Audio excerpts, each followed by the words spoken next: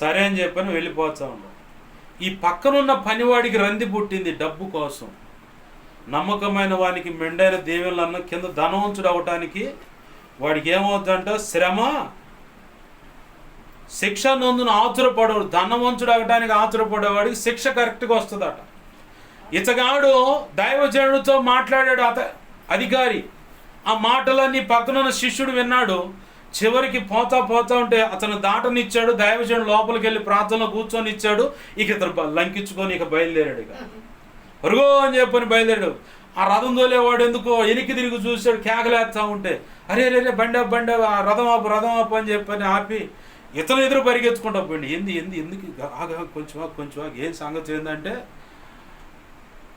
మా యజమాని దగ్గరికి దూర ప్రాంతం నుంచి ఇప్పుడే కొంతమంది వచ్చారు కాబట్టి ఇంత వెండి ఇంత వస్తువులు ఇది కావాలని చెప్పాను.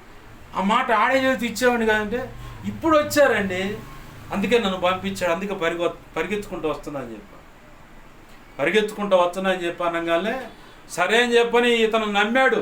అధికారి నమ్మి నీకు నచ్చినంత తీసుకోండి, వాడు మొయ్యగలిగినంత తీసుకుంటాడు. మచ్చటంగా తెచ్చి దాచిపెట్టుకొని ఏం ఎరగనట్టుగా ఆ వాకిటి కాడ నిలబడ్డు.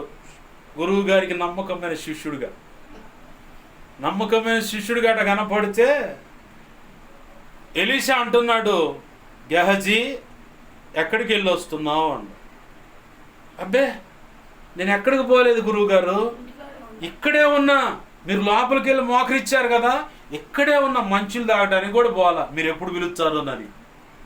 నేను ఆడికి పోలేదు గురువు గారు, ఇక్కడే ఉన్నానంటే ఎలీషా అంటున్నాడు, నీవు ఆ రథమును కలుసుకోవడానికి వెళ్ళినప్పుడు నీతో పాటు నా ఆత్మ రాలేదా?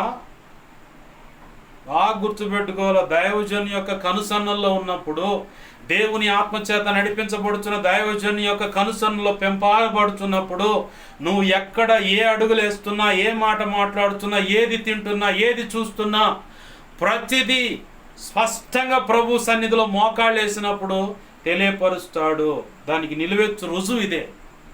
వీడిని ఎన్నోసార్లు అడ్డగించి ఉండొచ్చు, సరిచేయడానికి ప్రయత్నం చేసి ఉండొచ్చు. ఇట్లాంటి వాడి కోసమే ప్రభు మొన్న పాటలో ఓ మాట రాశాడు, నీ కృపతో విచ్చలవిడిగా ఆటలాడుకుంటుని అని ఓ మాట రాయడానికి ప్రభు ఆ పాట ఆ చరణంలో రాయడానికి ప్రభు కృపనిచ్చాడు. ఈ బ్యాచ్నే గుర్తు చేసుకుంటూ ఆ మాట రాయాల్సి వచ్చింది. నీ కృపను విచ్చలవిడిగా విచ్చలవిడిగా వాడుకో, ఆటలాడించి విచ్చలవిడిగా నీ కృపతో ఆటలాడానయ్యా. వచ్చిన జీతం ఏంది? నరకం. ఇప్పుడు గెహజీకి వచ్చిన జీతం ఏంది? నయమాన్ అనేవాడు కుష్టు నుంచి విడిపించబడ్డాడు. ఎలీషా అంటున్నాడు, అతన్ని వదిలిపెట్టిన ఆ కుష్టు నీకు నీ సంతతి మొత్తానికి ఉంటుంది పో అంట. ఏదైతే నేను వద్దన్నానో అది నువ్వు కావాలనుకొని పరిగెచ్చావు, ఆ ధనం కోసం పరిగెచ్చావు కాబట్టి ఇక ఆ ధనం నీతోనే నశించుద్ది. అలాగనే ఆ నయమాన్ని విడిచిపెట్టిన ఆ కుష్టు నీకే కాదు, నీ తర్వాత పిల్లలకు కూడా కలుగుతుంది. దీన్నే తరతరాలు శాపం అంటారు. తరతరాలు శాపం.